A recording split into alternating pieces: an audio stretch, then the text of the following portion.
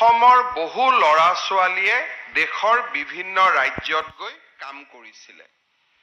আজি আমি লাহে লাহে অসমত উদ্যোগীকৰণৰ পৰিৱেশ আৰম্ভ হোৱাৰ লগে লগে অসমত বাহিৰত কাম কৰা বহু ল'ৰা ছোৱালীয়ে অসমলৈ উভতি আহিছে বা বাহিৰলৈ যাব বিচৰা বহুত ল'ৰা ছোৱালীয়ে এতিয়া নিজৰ ঘৰৰ কাষতেই কৰ্ম সংস্থাপন পাবলৈ সক্ষম হৈছে।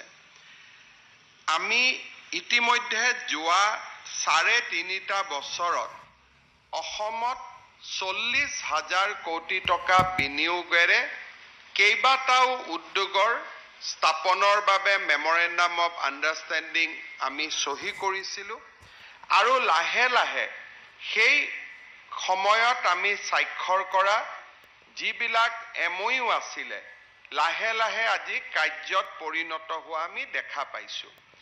জেৰিকোৰ সৈতে ২ বছৰ আগতে আমি এই উদ্যোগটো স্থাপনৰ বাবে মেমৰেণ্ডাম অফ আণ্ডাৰষ্টেণ্ডিঙত স্বাক্ষৰ কৰিছিলোঁ আৰু আজি খুব কম সময়ৰ ভিতৰতে এই প্ৰতিষ্ঠানটোৱে উৎপাদনৰ পৰ্যায়লৈ আহিবলৈ সক্ষম হৈছে। এডভান্টেজ আছাম 2.0 আৰম্ভণিতে আমি কেইবাটাও উদ্যোগিক প্ৰতিষ্ঠান অসমলৈ অহা আমি দেখা পাইছোঁ। টাটাৰ ছেমিকণ্ডাক্টৰৰ বিষয়ে আমি আলোচনা কৰিছোঁ। আজি আমি জেৰিকো আৰু ৰিলায়েন্সৰ ফুড প্ৰচেছিং চেণ্টাৰৰ বিষয়ে কথা পাতিছোঁ। দুদিন আগতে ইনফোচিছৰ ডেভেলপমেণ্ট চেণ্টাৰ এটাও অসমত আৰম্ভ হৈছে আৰু এসপ্তাহ আগতে ৰুৱেল প্ৰডাক্টছ নামৰ আন এটা কোম্পানীয়েও অসমত BPO স্থাপন কৰিছে। অৰ্থাৎ যোৱা কেইটামান দিনতে মই দেখা পাইছোঁ যে অসমত উদ্যোগিক আৰু ডাঙৰ ডাঙৰ প্ৰতিষ্ঠানসমূহ আমাৰ অসমলৈ আহিবলৈ আৰম্ভ কৰিছে। আজি ইমান দিনে আমি বহু চেষ্টা কৰাৰ পিছতো অসমত BPO, IT ডেভেলপমেণ্ট চেণ্টাৰ আদি আৰম্ভ কৰিব পৰা নাছিলোঁ।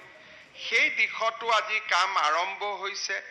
আজিৰে পৰা আমাৰ ইয়াতে FMCGৰ এটা ডাঙৰ যিটো কেম্পাকোলা ব্ৰেণ্ড, সেই কেম্পাকোলা ব্ৰেণ্ডৰ উৎপাদন আৰম্ভ হ'ব আৰু মই নিশ্চিত যে অহা ২৫ তাৰিখে যেতিয়া আমি এডভান্টেজ আসাম বা এডভান্টেজ অসম সন্মিলন আমি আৰম্ভ কৰিম, অসমত ১,০০,০০০ কোটি টকাতকৈও অধিক বিনিয়োগ অসমলৈ আহিব, তাক মই নিশ্চিত আৰু সেই দিশত ইতিমধ্যে আমি কাম কৰি আছোঁ।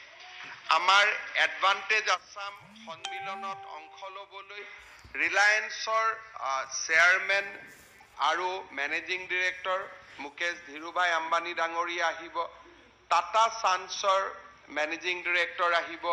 এই ধৰণে অসমৰ আৰু অসমলৈ সেই দিনাখন ভাৰতৰ গোটেইসমূহ ঔদ্যোগিক প্ৰতিষ্ঠানৰ যাক আমি মূল ব্যক্তি বুলি কওঁ তেখেতসকল অসমলৈ আহিব আৰু মোৰ লগত প্ৰাৰম্ভিকভাৱে কথা পতা অনুসৰি তেওঁলোকে এটা মুকলি মন লৈ অসমলৈ আহিব যাতে অসমত প্ৰথমবাৰৰ বাবে প্ৰাইভেট ইনভেষ্টমেণ্ট তেওঁলোকে এনাউন্স কৰিব পাৰে। আৰু যদি আমাৰ অসমত আমি এটা সুন্দৰ ঔদ্যোগিক পৰিৱেশ এটা যদি আমি দিব পাৰোঁ, তেতিয়াহ'লে মই ভাবোঁ যে আমাৰ ৰাজ্যত এইবাৰ যি প্ৰাইভেট ইণ্ডাষ্ট্ৰী অহাৰ এটা ডাঙৰ লক্ষণ আৰম্ভ হৈছে, এই জাৰ্ণিটোৱে আমাৰ অসমক বহু ওপৰলৈকে লৈ যাব। মই আশা কৰোঁ আজি আমাৰ ইয়াত ফেক্টৰীটোত থলুৱা ল'ৰা ছোৱালীয়ে কাম পাইছে। প্ৰায় ৩০০ ল'ৰা ছোৱালীয়ে আজি যদি ইয়াত কাম নাপালেহেঁতেন অসমৰ বাহিৰত ক'ৰবাত চিকিউৰিটি গাৰ্ড আদি কাম কৰিবৰ কাৰণে অসমৰ বাহিৰত যাবলগীয়া হ'লহেঁতেন, কিন্তু আজি তেখেতসকলে অসমতে নিযুক্তি পাবলৈ সক্ষম হৈছে। মোক কোৱা মতে ইয়াত আৰু 2টা লাইন কৰাৰ কেপাচিটি আছে। যদি ভৱিষ্যতে হয় আৰু ল'ৰা ছোৱালীয়ে নিয়োগ পাব, মই সকলোকে আহ্বান কৰিম সকলোৱে যাতে কেম্পাকোলাৰ এই যিটো জাৰ্ণি তাক ছাপোৰ্ট কৰে।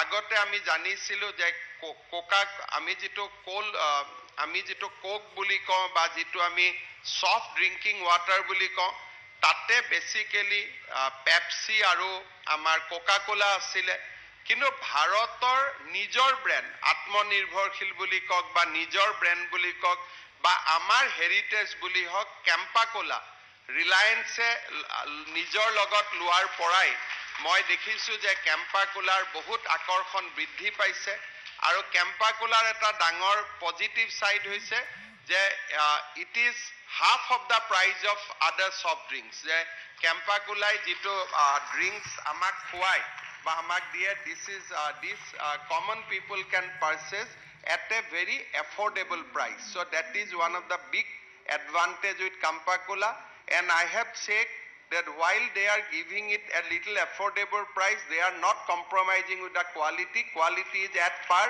with other global standards so I believe this brand will grow from strength to strength and we will have opportunity to expand more and more so I wish all the best to Reliance Consumer Products Limited as well as to Jericho Food and Beverage Limited. Let this journey be a very successful one.